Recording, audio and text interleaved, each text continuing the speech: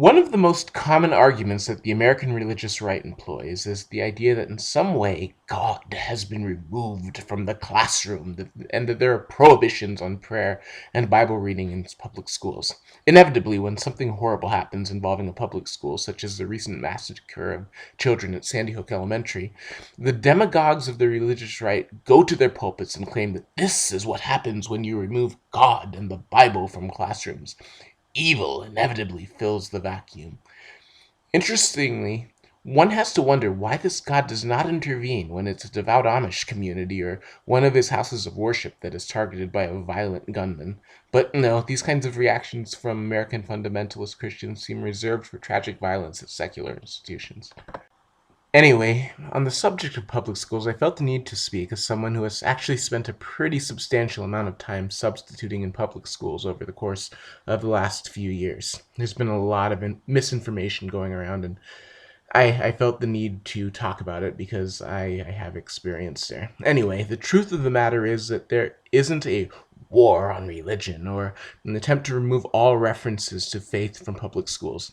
A very simple investigation, I'm talking basic here, people, into pretty much any public 6th through 8th grade curriculum will show you that the basic tenets of the major religions of the world are covered.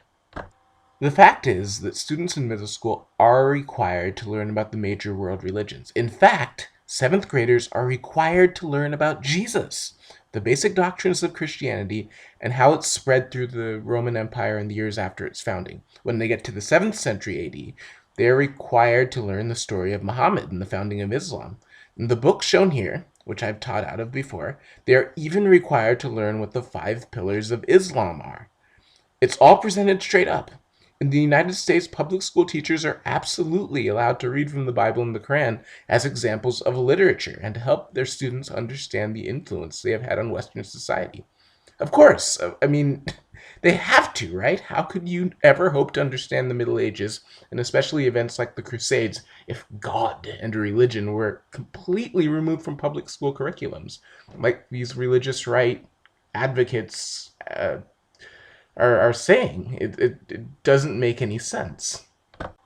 But of course, this is not what the religious right is upset about in our country. When they claim that God has been removed from schools, what they mean is that their religion has not been given special privileges and endorsement by the government.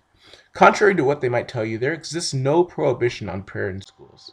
Students are perfectly free to pray at flagpoles, during recess, or at lunch if they wish to. They are perfectly free to talk about their religion and church activities with their classmates so long as they don't disrupt class.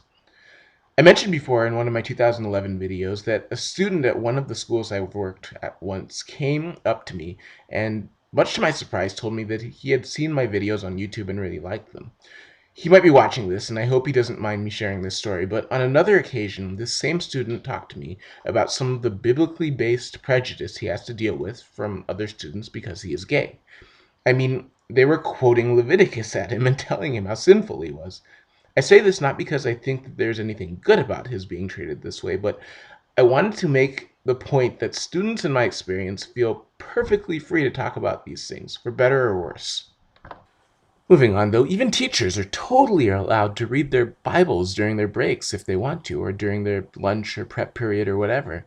Teachers are even allowed to have religious objects on their desks so that their students know what their particular religious affiliation is. What is prohibited is the specific endorsement of one religion over another. There are, of course, Christian schools that these Christian fundamentalists may send their children to if they wish to. I should know, I attended 2 of them, but this is not enough for some of the more dominion-minded religious conservatives in the US. When they demand that prayer be put back in school, what they mean is prayer to a specific deity in a specific way in the name of a specific person, Jesus, being given official sanction by the school. And if you happen to be a Buddhist or a Hindu or a practitioner of a non-Abrahamic religion, or alternatively not a practitioner of any religion at all, well, you can just sit quietly and be ostracized. I find it cute. Incredibly cute, but incredibly frustrating that many of these same fundamentalists feel the need to panic and call for boycotts when they suspect that Wiccan and neo-pagan spells and prayers might be infiltrating the public school something like the Harry Potter series when they, in fact, are overtly attempting to do just that with their own religion. I guess they're projecting their own kind of stuff and their own kind of desires onto others. Talk about the religious practices of other religions being endorsed by public school districts, and they will freak out. I mean, they'll ask questions like, what gives these people the right to force their beliefs on impressionable school children against whatever the wishes of their parents might be? That's a very good question, actually. They should consider that.